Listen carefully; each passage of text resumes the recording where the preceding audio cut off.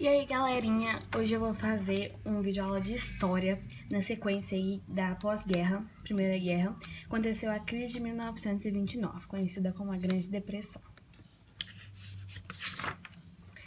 Seguinte, é preciso a gente entender o contexto, como sempre, porque os Estados Unidos estavam lucrando muito com a Primeira Guerra, com a destruição da Europa depois da Primeira Guerra. Então, ela estava exportando muito para a Europa. E isso era grande parte do seu lucro. Então, os Estados Unidos estavam passando pelos loucos anos 20. Após a Primeira Guerra, ela virou a principal potência econômica do mundo. Era o país que mais lucrava. Então, estava passando por um momento de grande prosperidade. Foi um momento de muitas invenções. Então, foi inventado o cinema, a câmera, o carro.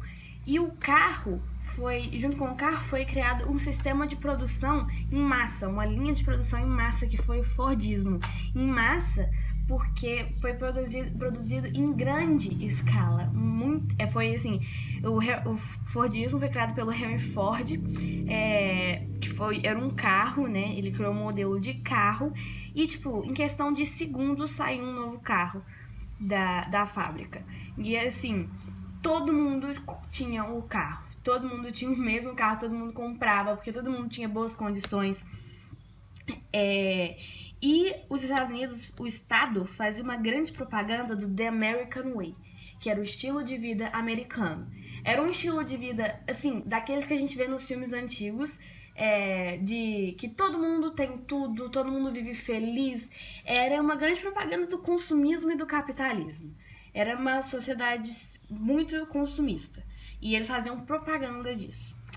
O que também fez o Estado se erguer e também cair, que a gente vai entender depois, vai ser o liberalismo clássico, o liberalismo de Adam Smith.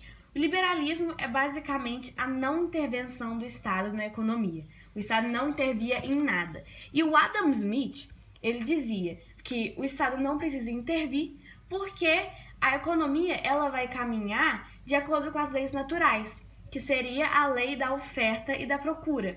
E aí o Adam Smith, ele dizia que quando tem uma coisa produzindo em grande escala e em pouca procura, essa coisa vai se desvalorizar, o preço dela vai descer. Agora, se essa coisa tem em pouca escala, é produzida em pouca escala, e tem muita procura, o preço vai subir, ela vai ser valorizada. Então, o Adam Smith dizia que o Estado não precisava intervir.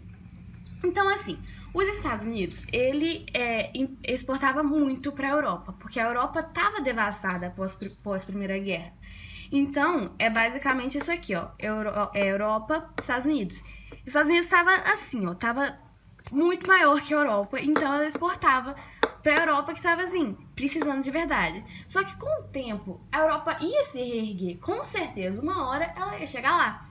E esse momento chegou. Então, passou que a Europa não estava precisando tanto assim das exportações para os Estados Unidos. Então, foi disso para isso.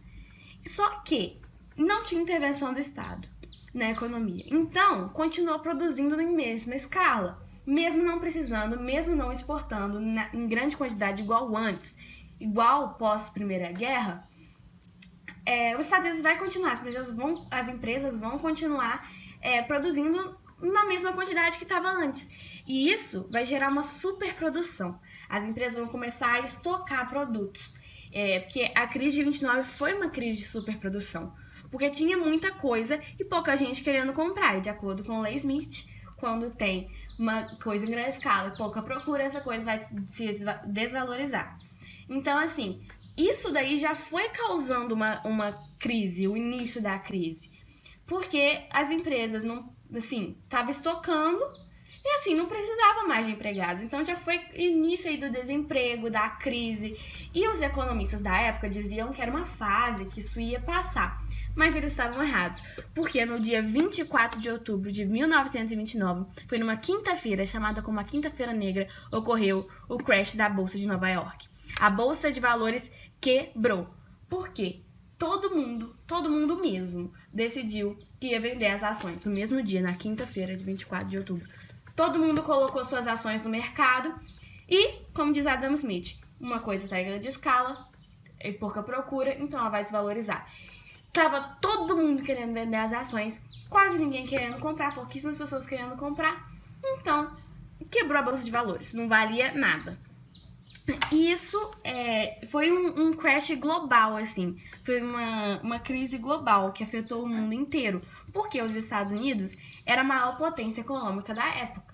Então, assim, muitos países dependiam dos Estados Unidos. Por exemplo, o Brasil. O Brasil ele era um grande cafeicultor e ele exportava café para os Estados Unidos. Só que depois do crash, depois da quebra da bolsa, não tinha, os Estados Unidos não tinha como mais importar do Brasil. Então o Brasil também começou a estocar o café. Também havia a sopa comunitária, porque a população começou a literalmente passar fome. Foi uma crise feia. E aí eles tinham que fazer doações. Eles estavam vendo de doações, a sopa comunitária, doações de roupas. E tem uma foto muito famosa que já caiu no Enem, uma ou duas vezes, não sei, mas então não tem muito perigo de cair. Mas pode cair na prova, na sua prova, que é uma foto que mostra um outdoor do The American Way of Life, o estilo de vida americano, maravilhoso, lindo, próspero, e embaixo as pessoas na fila esperando para pegar doações. Então, assim, era um contraste de como era os Estados Unidos antes e como era depois da crise. Na quinta-feira, que foi o crash da bolsa, beleza, foi o crash da bolsa. Daí na terça, ocorreu também a terça-feira negra, que foi quando muitos investidores da bolsa, das ações, se suicidaram. Então foi um grande índice de suicídio nessa época.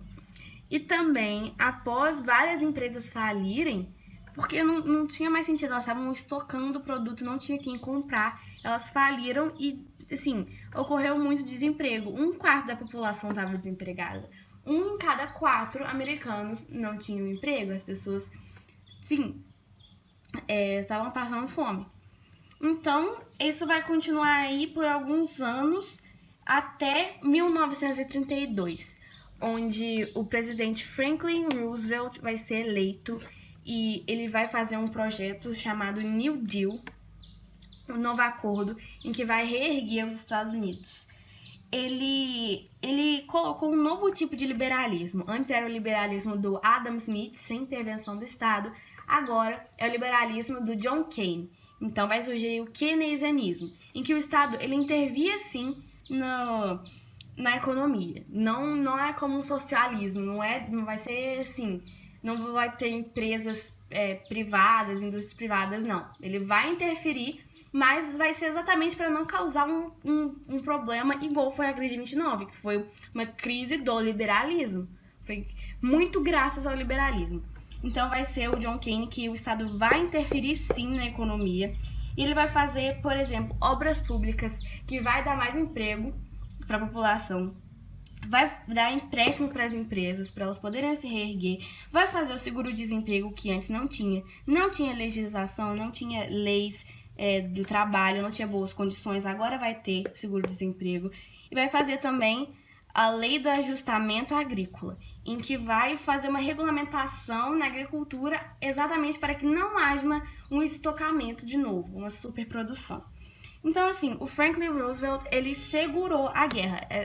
A guerra não, ele segurou a crise. Ele não vai, assim, reerguer os Estados Unidos lá no auge de novo. Ele vai segurar a crise. E aí a gente pode dizer que os Estados Unidos só saiu da crise mesmo com a Segunda Guerra Mundial. Porque aí vai acontecer igual na Primeira. A Europa vai quebrar de novo, os países vão precisar de importações de novo. E os Estados Unidos vão estar lá de novo para ajudar os países europeus. E vai lucrar de novo com a Segunda Guerra. E aí vai dar fim à crise de 29. Então, é isso basicamente. Crise de 29. Espero que todo mundo tenha entendido. É nóis, beijo, deixe seu like, não se esqueça.